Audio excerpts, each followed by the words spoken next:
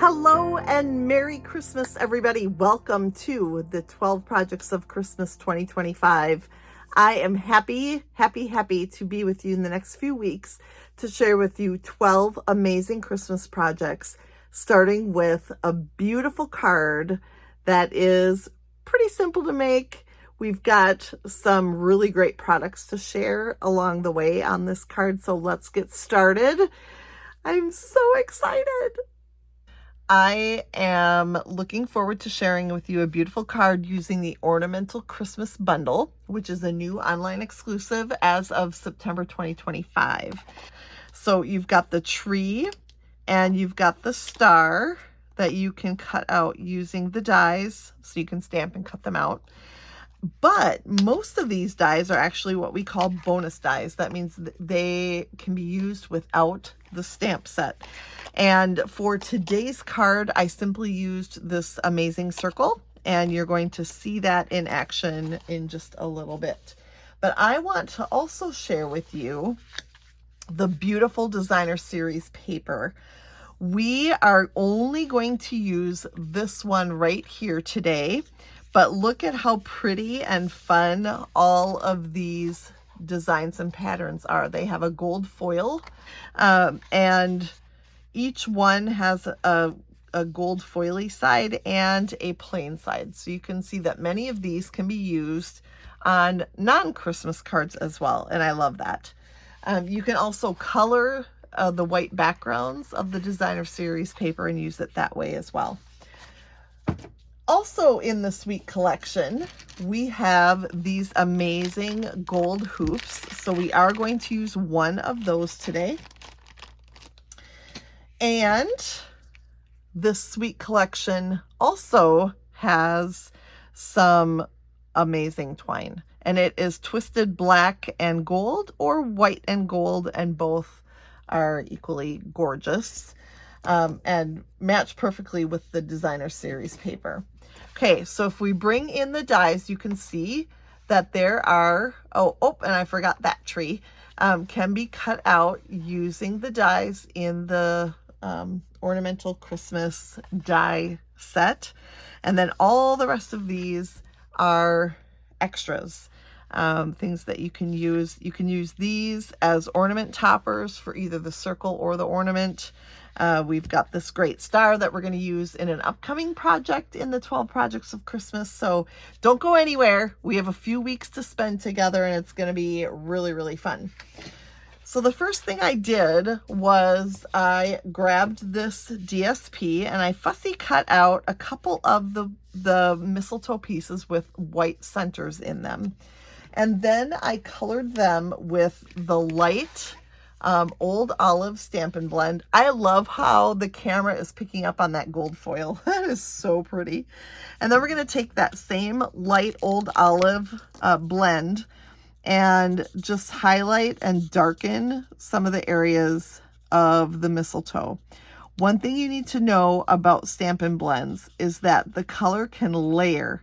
So when you see something light colored and you layer more color over the top of it, it just highlights and adds to it. So even without the dark one here, you can see that I've got some nice highlights just using that same light Old Olive blend. So I'm going to do that for all of my leaves. Just highlight, darken the inner areas where there would be a shadow from the light. And then in here where this leaf kind of folds over, I anticipate that would be a dark color too. So there we just added and layered some of that Old Olive Stampin' Blends right there. Let me, before we go any further, bring in our online exclusives from that September release. And you can see that when you open this up, you immediately come to this gorgeous Sweet collection. called Modern Christmas. And so we've looked at the designer series paper. Actually, we've looked at all 5 elements here. And I just wanted to point out that you can order all of them together. Oops. In a suite collection for $89.25. You get all of it. Or you can purchase each of those items separately. All right. Next, one more product I want to highlight is this beautiful embossing folder. And I've embossed it on 4 by 5 1/4 basic black cardstock. And it actually comes from the Traditions of Christmas Suite collection from the September to December 2025 mini catalog. So you can see the wreath right up here at the top. And this embossing folder is 6 by 6, so it's too large on a card front to fit the whole thing. But you'll see in this card that you don't need it to show the whole thing, which is awesome. We're going to start with that white circle I showed you, and I am going to do some embossing on there. And of course, when you're talking about all of this gold, we have to emboss it in gold embossing powder, don't we? So I've got my Versamark ink pad and my Merry Christmas, which comes from that ornamental Christmas stamp set that I showed you at the beginning. And I'm just going to stamp this right in the middle, kind of hold the stamp on so that the ink just, it's going into the paper. Then I'm going to snag just a piece of grid paper that I have handy and put that under here so that when I emboss, I can let the powders go right onto that grid paper. All right, I should have used the embossing buddy. I'm sure you're all yelling at home, why don't you use the embossing buddy? Yeah. I know. I always forget. All right, then we're going to just get that powder back in there. Close that up so I don't make a mess. And then we're going to heat this right up until those powders melt. I'm going to snag I am going to use one tool from my embossing kit, and that is this reverse tweezers. And that gives me the opportunity to hold it and take the heat at the same time. So our heat tool has 2 settings. I'm going to just put it on the high setting because I'm not patient. The low setting is great for embossing on vellum, which we now have coming in the new November online exclusives again. It is going to be 12 by 12 vellum, and it's like a cardstock. It's fantastic. So if you're running out of vellum, we have a solution coming for you in November. We've been without vellum for, I don't know, 1.5 years or something like that. So it'll be nice to have that back. So I am just heating this until all of those powders melt together. And I don't know if you can see, but it is nice and shiny there. I couldn't get the off button with one hand. It is nice and shiny and ready to go on our card front now. So we're going to add this Merry Christmas to our card front. And already we have this fantastic circle in the middle from our embossing folder. So we know exactly where this can go. And I'm just going to center that over that area. And then we have the gold hoop. Man, are these fun. I've made several projects using the gold hoop, and it is really fun once you get going. But how do you adhere these, right? I'm going to take 4 mini glue dots, roll them up between my fingers, and add them to each quadrant of my hoop. And then that will make it super easy to go on our black cardstock here. You can get a free tutorial of this project by heading over to my blog at amyrich.net. You can find the link in the comments below. And while you're there, you may as well subscribe so you don't miss anything. And then I'm going to lay this down and center it over that white circle. So there we go. It does add a little bit of texture to your card so that, you know, it might pose an envelope problem. My solution to this is always just stick it in a small padded envelope. Makes it really easy to use cards like this.